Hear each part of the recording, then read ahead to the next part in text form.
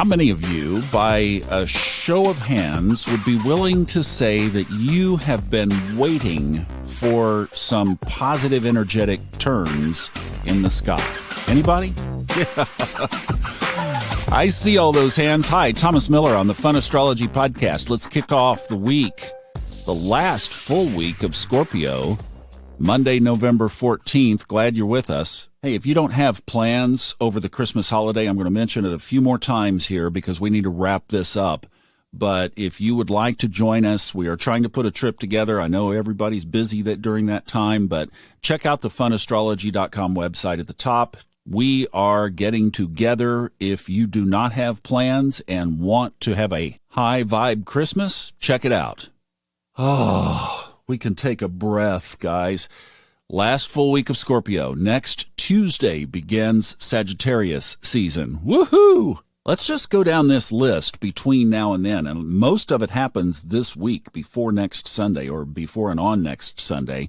Kicking off today, this evening at 9:30, Mercury sextiling Pluto. Did you do the work that we talked about Thursday and Friday over this past weekend? If you did, you get to clip that coupon. Mercury, upgrading your thoughts based on that work that you did over the weekend. Then on Tuesday, early, probably before a lot of you get up at 4:35 in the morning Eastern Time, the two benefics kiss on the lips. Venus, Trines, Jupiter. Any of you trading? You better get your buy orders out. It goes for today as well because it's applying to that aspect early Tuesday morning. So really today is the day to be in that energy. Venus trining Jupiter. What would you like to create?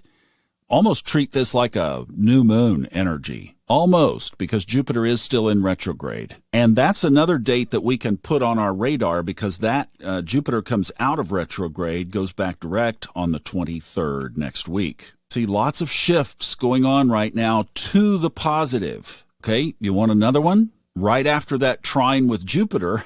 This is great. I love this. Thank you to the universe, to God, to the sky for giving us this insight.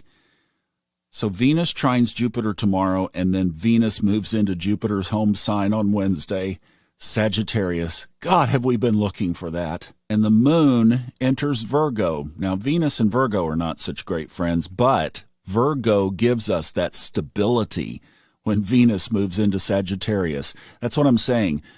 Okay, you did your work over the weekend. Now, create, Monday, Tuesday, Wednesday. See it, envision it, form it in your mind, feel it in your emotions. We've been without this energy for too long. Don't miss this week. Mercury moves into Sagittarius on Thursday. Boom, all of a sudden we have two planets in Jupiter's realm, and Jupiter is slowing down so it gets more powerful, and next week it shifts. This is so...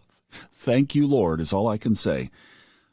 That's Thursday. Friday. And there's more. Friday, the sun sextiles Pluto. Traders, you better be listening to this if you're in the markets like I am. You don't think this is note to self. And that's under that Virgo moon. And then Luna enters Libra on Saturday, and Mars squares Neptune. Dang you, Mars. You just had to... What are we going to do with Mars? Mars squares Neptune, so watch out for the deceit. Watch out for the, it can't be real. This is a pseudoscience. This stuff is all hogwash. Don't let Mars fool you with that. Don't let Neptune fool you. Let's use that square to our advantage. There's way too much going on positive this week to let that dour the situation. We'll talk about that more in the week, but basically just use Mars in retrograde as we're reviewing pluralities of things, multiple things, because of the Gemini twin from the perspective of clarity of Neptune. So, what do? Well, this can be butter on your glasses, this aspect. What you could do is you could have somebody in your life who understands this and ask them for clarity about you. Hey, I'm using this, what could be a pretty powerful aspect, to really open up the vault of my life. What are some areas that you see I could make some improvements in? Ask your friend. If you were a magician and you had a magic wand and you could tap me on the head and change something, what would that be? Don't live with buttered up glasses. Let somebody else help you out. All right, then there's more. I'm telling you, this goes all the way to next Tuesday. Just this string of ba-boom, ba-boom, ba-boom. Sunday, next week, the Sun trines Jupiter. Ray Merriman concluded Saturday's newsletter with this string, but this is a lot more amplification of kind of how the domino stack falls. And then on Tuesday, we say goodbye to Scorpio for another 11 months, and the Sun enters the fiery sign of Sagittarius, ruled by stationary Jupiter coming out of retrograde, getting ready to go direct and bless all of us. Now, get it together, Thomas.